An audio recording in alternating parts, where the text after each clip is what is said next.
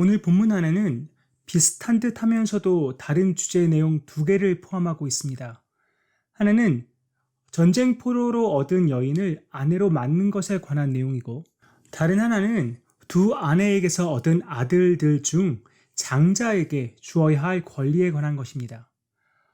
먼저 전쟁 포로로 얻은 여인 중 아름다운 여인이 있어서 아내로 삼기를 원한다면 그것을 허용하였는데, 여기서 말하는 전쟁 포로는 신명기 20장 10절에서 15절에 나타난 약속의 땅에서 멀리 떨어져 있는 성읍과의 전쟁에서 얻은 포로를 말합니다. 하나님은 약속의 땅에 있는 이방 민족들을 진멸하라고 하셨지만, 멀리 떨어져 있는 성읍과는 화평의 관계를 맺거나 아니면 그 성읍이 화평을 원하지 않으면 전쟁을 통해 남자들을 죽이고 여자와 유아, 그 외 전리품들을 취할 수 있게 하셨습니다. 따라서 그 전쟁에서 마음에 드는 아름다운 여인을 찾아 아내로 맞이하고 싶을 때 어떻게 해야 할지를 설명하고 있는 것입니다. 먼저 여인을 집으로 데리고 와서 머리를 밀고 손톱을 자르고 포로의 의복을 벗고 한 달 동안 살면서 부모를 위해 여인이 애곡하도록 합니다. 그 과정이 끝나면 그 여인과 결혼을 할 수 있는 것입니다.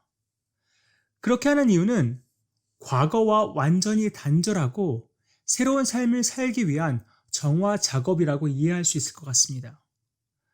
그리고 난 뒤 혹여 종교적 이유이든 감정적 이유이든 무슨 이유이든 간에 그 여인을 아내로 삼는 것을 원치 않게 될 경우 여인에게 자유를 주어 가게 하고 절대 돈을 받고 팔지 말라고 합니다. 그 남자가 여인을 욕보였기 때문에 종으로 여길 수 없기 때문입니다. 남자가 여인을 데리고 와서 머리를 밀고 손톱을 자르고 포로의 의복을 벗고 부모에 대해 애곡을 하였기에 더는 포로 취급도 종 취급도 할 수 없는 것입니다. 함부로 그 여인을 대할 수도 없고 대해서도 안 되는 것입니다. 다음으로 한 남자에게 두 아내가 있습니다. 그런데 그 남자는 한 아내를 사랑하고 다른 아내는 미워합니다. 성경을 읽다 보면 다양한 일부 다처제의 모습을 볼 수 있습니다. 그러나 사실 성경은 일부 다처제를 권장하고 장려하는 것은 아닙니다. 오늘 본문에서도 일부 다처제를 용인하고 장려하는 것이 아니라 만에 하나 두 아내가 있는 남편이 있다면 이렇게 해야 한다는 가르침을 주고 있을 뿐입니다. 두 아내가 있는데 한 아내는 사랑하고 다른 아내를 미워하는 것도 사실 있어서는 안 되는 일입니다. 우리가 야곱과 그의 두 아내 레아와 라헬의 경우를 보아도 가정 내에 엄청난 갈등이 야기되는 것을 우리가 보았습니다. 더군다나 아내뿐 아니라 어느 아내에게서 낳은 자식이냐에 따라 차별을 하면 그 갈등의 골은 더 깊어가게 된다는 것을 우리가 야곱의 자식들을 통해 너무나도 잘 알고 있습니다.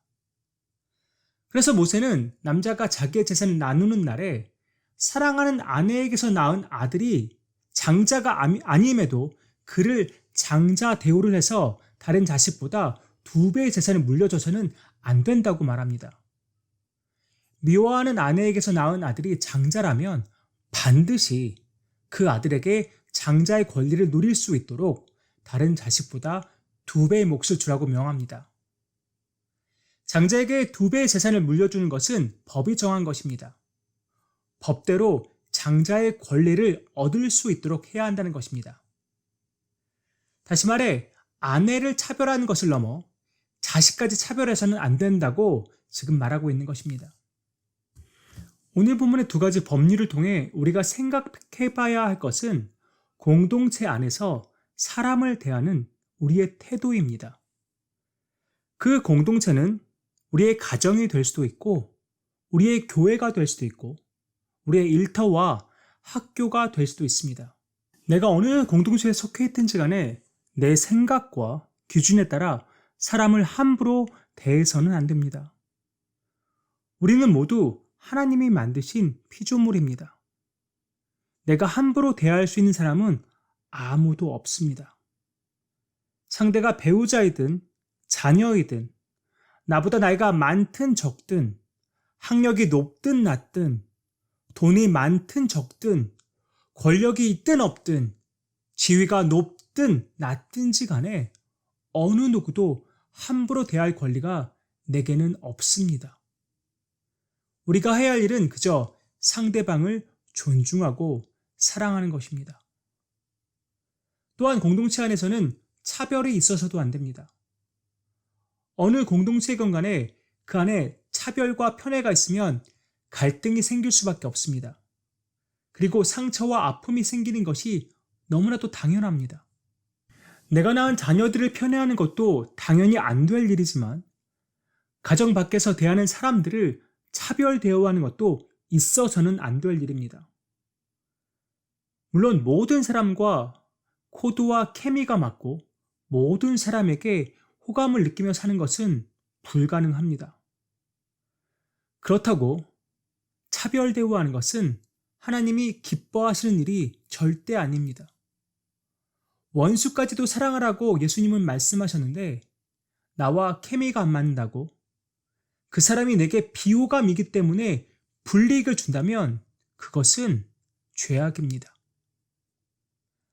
호감과 사랑은 다릅니다.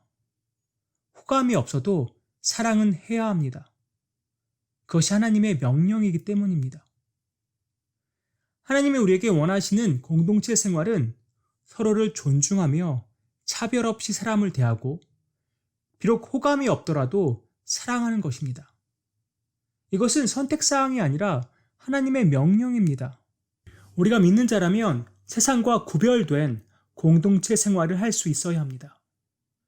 사랑하는 성도님들, 하나님 우리에게 가정과 교회와 일터와 학교, 그 외에도 여러 공동체를 허락하셨습니다. 하나님의 자녀로 그리스도의 제자로 하나님이 기뻐하시는 공동체 생활을 하는 것이 당연한 것입니다.